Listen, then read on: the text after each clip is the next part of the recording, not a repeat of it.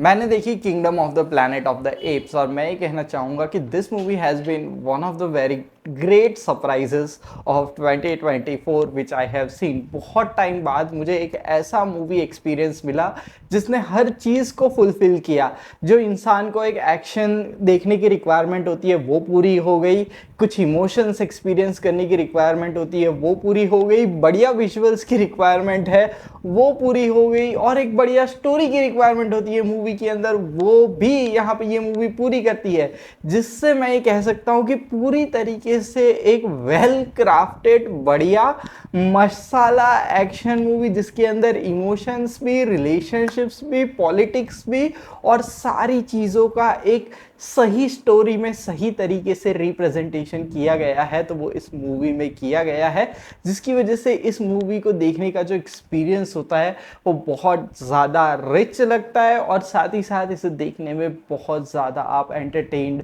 Feel करोगे। अगर मैं आपको ये कहूँ कि इस मूवी के अंदर जब एक्शन सीन्स आते हैं तो सच में वो एड्रेनलिन पुशिंग होते हैं। हालांकि क्योंकि हम बहुत यूज्ड ही हो चुके हैं इंसानों को एक्शन करते देख देख कर, तो यहाँ पे अगर हमें एक एनिमल पर्सपेक्टिव से जब एक्शन दिखाया जाता है तो वो देखने की जो वैल्यू है वो काफ़ी ज़्यादा बढ़ जाती है, जिसकी वजह से हमें इसे देखने में और मज़ा आता है। बहुत ज़्यादा डीपली इमोशनल लेवल पे भी यहाँ पे कई सारी चीज़ें चल रही हैं। साथ ही साथ जो कैरेक्टर बिल्डिंग है ऑफ द मेन कैरेक्टर नोवा की वो काफ़ी ज़्यादा सिग्निफिकेंट होती है और बहुत ज़्यादा अलग अलग एस्पेक्ट्स को टच करती है, इमोशनल एस्पेक्ट्स को टच करती है, पॉलिटिकल एस्पेक्ट्स को टच करती है। क्यों? क्योंकि नोवा एक ऐसा कैरेक्टर है जो कि अपने आप को politically as a leader proof भी करना चाहता है और आगे जाके किस तरह से वो अपने जो मंकी है जिसका वो राजा है उनके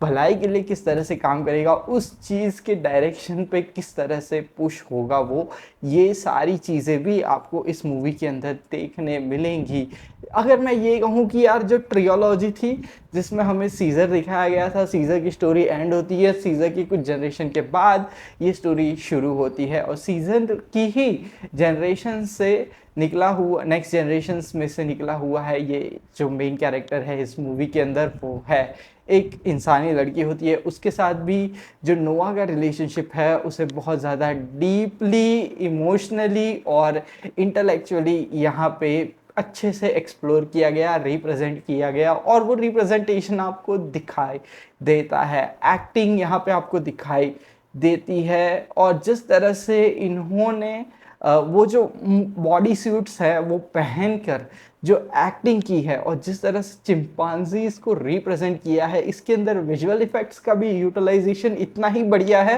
कि आप नहीं नोटिस कर पाते हो कि यार ये विजुअल इफेक्ट है,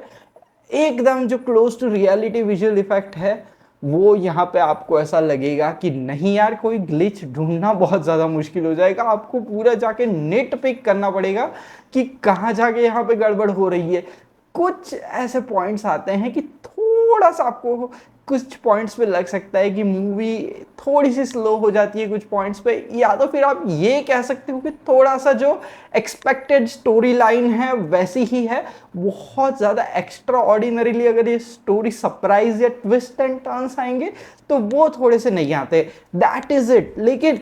किसी भी फैक्टर की वजह से ये मूवी कम एंटरटेनिंग नहीं होती, हर पॉइंट पे ये मूवी टिक मार्क करती है when it comes to a great movie, and that's the reason why I highly recommend कि आप जाके देखो kingdom of the Planet of the apps. ये मूवी आपके पर्सपेक्टिव्स को ओपन करेगी, आपको एनिमल्स के प्रति और ज़्यादा लव फील करवाएगी और साथ ही साथ आपको इसे देखकर बहुत ज़्यादा मज़ा आएगा। हर तरह से ये आपको इमोशनली चार्ज करने का पूरा पावर रखती है ये movie, definitely a must watch. और अगर आपने इस मूवी को देखा है तो कमेंट सेक्शन में लिख के बता देना आपको कैसे लगी।